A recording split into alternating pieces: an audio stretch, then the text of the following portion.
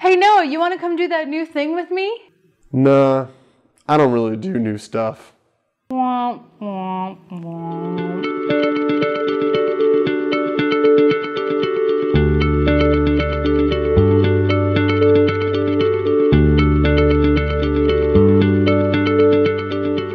Hey everyone, Noah Hammond here. And Corinne Lacombe. Back with another video in our 12-part series on the 12 pillars of the true man.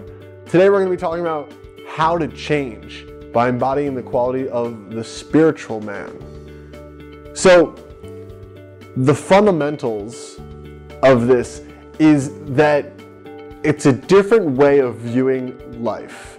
Instead of viewing change as something that is arduous, difficult, scary, hard, annoying, inconvenient, etc., the spiritual man recognizes that change is the actual fundamental undercurrent of life. Life does not exist without change, and that includes our own human experience. So,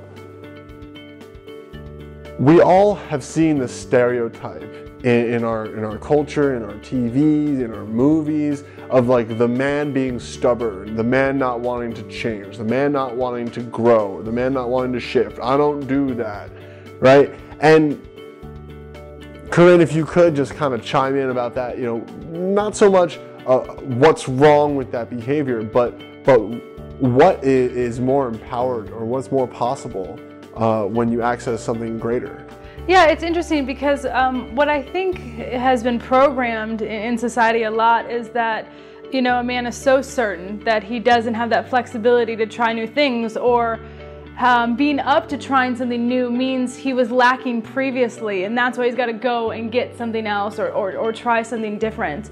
But I think that, a man who is willing to try new things and willing to change and willing to grow, that's a true testament to his character and to his inner confidence and to his vulnerability. I mean, when you step in and you don't know if you're going to be a good surfer and you go for the first time, that's your ability to be so unshakable and so confident and all of those other things all wrapped into one, that you can access yourself such that you're able to change and open yourself up to the possibility of change.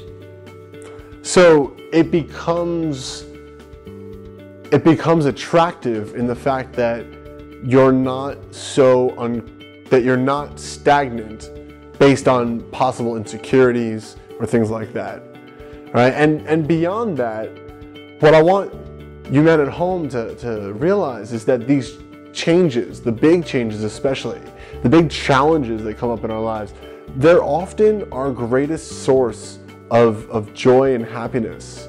It's like, to the degree that something sucks at first is usually the degree to which it's awesome on the other side. Quick example, if you had gotten paralyzed and then you had been one of the people who was able to heal themselves of that, it's like the amazingness of walking, the appreciation of walking is so great because the awfulness of losing that ability is so bad. And this is really how the harmony and the balance in life often works. And so by understanding that change is actually the undercurrent of life, you also recognize that when you deny change, you're really denying the flow of your life. You're denying the progress and the growth. Yes, it can be uncomfortable. Yes, it can be tough and difficult. Yes, it can even be a challenge that you might not think you can make it through to the other side. But when you do get to the other side of change, there's that much more confidence, there's that much more power, there's that much more wisdom. And by embodying this cycle, this idea that life is truly about change, you become super empowered in your personal development. It unfolds so rapidly because you embrace it versus trying to resist it.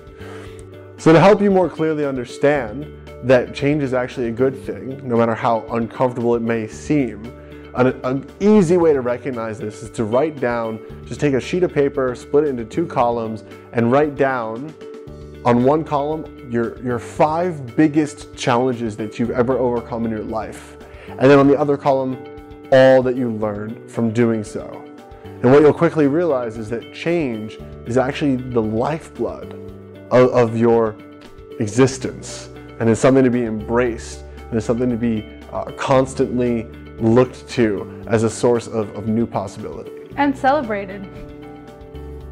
So that is the main information I want to share in this topic of the spiritual man. Of course, there's a lot more to be shared and a lot more distinctions and paradigms that will empower this aspect of your life. So if you want to go to truemanacademy.com, you can get a free 2-hour training to get you started and have you see even more in depth about yourself in a holistic perspective. Corinne, any final words on the spiritual man? I just want to say that in the spirit of change and trying new things, while you're out there trying something new, you might also meet someone new. It could be really great. There you go. All right, we'll see you next video. We're going to talk about the persistent man. See you then.